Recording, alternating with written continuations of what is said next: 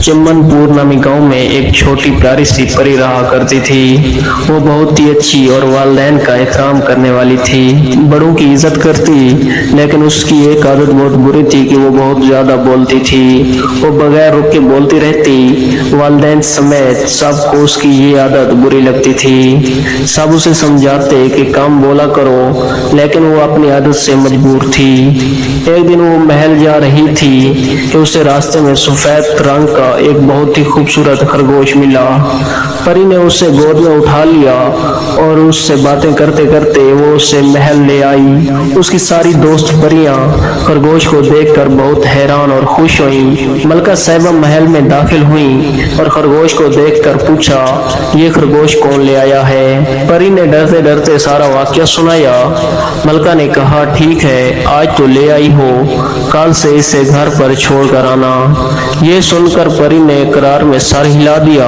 महल से वापसी पर वो उससे बातें करती जा रही थी कि अचानक उससे एहसास हुआ कि वो जिस रास्ते पर चल रही है वो उसके घर की तरफ नहीं जाती। ये एहसास होते ही वो जोर जोर से रोने लगी और कहने लगी, अब मैं वापस अपने घर कैसे जाऊंगी? अचानक वो खरगोश एक खौफनाक देव बन गया और बोला, आखिर मुझे वो परी मिल ही गई जो बहुत बोलती हो। अब मैं तुम्हें अपने बादशाह के पास ले जाऊंगा। उनकी तबीयत बहुत खराब है, वो तुम्हारी बातें सुनकर बहुत खुश होंगे। ये सुनकर नन्ही परी बहुत घबराई और रोने लगी। देव ने इशारा किया तो फौरन ही वहां एक बड़ा संदूक आ गया। देव ने नन्ही परी को संदूक में डालकर ताला लगा दिया, जिसमें सांस लेने के लिए सिर्फ एक छोटा सा सुराख था। देव उसे अपनी दुनिया में लेकर बादशाह के पास गया और कहा, बादशाह सलामत, आज मैं आपके लिए एक रेडियो लेकर आया हूँ। दरअसल बादशाह ने देव से कई दिनों पहले कहा था कि मैंने सुना है कि इंसानों की दुनिया में एक रेडियो होता है जो हर वक्त बोलता है, लेकिन देव ये बात जानता था कि रेडियो के सिग्नल उनकी दुनिया में नहीं आते।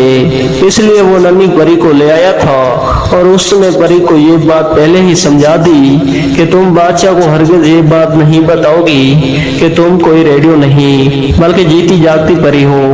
बादशाह सलामत संदूक देखकर बहुत हैरान हुए जिसके अंदर नन्ही परी थी। बादशाह ने कहा, रेडियो चला कर दिखाओ। देव ने हुक्म दिया, रेडियो बोलो, और अंदर से नन्ही परी बोलने लगी। बादशाह सलामत बहुत खुश हुए। परी हर वक्त बोलती रहती और बादशाह सुनते रहते। आखिर नन्ही परी बोलते बोलते भूख और प्यास की शिद्दत से बेहोश हो गई। बादशाह सलामत ने देव को बुलाया और कहा, ये रेडियो चलते चलते बंद हो गया है। देव घबरा गया और कहा, कोई बात नहीं बादशाह सलामत, मैं अभी इसे ठीक करके ला देता हूँ। देव परी को उसी जगह पर ले आया जहाँ से उसने उससे उठाया था। उसने संदूक खोला तो देखा कि परी की आंखें बंद थीं और उसका रंग पीला हो गया था। देव ने पानी के छींटे उसके मुंह पर मारे तो वो होश में आ गई।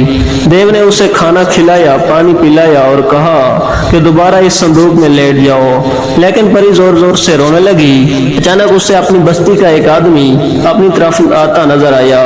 वो दौड़कर उसके पास पहुंची और उससे कहा, देखो वो देव मुझे अगवा करना चाहता है। आदमी ने उस तरफ देखा तो वहां ना कोई देव था और ना ही कोई संदूक था। उस आदमी ने उसे घर तक पहुंचा दिया।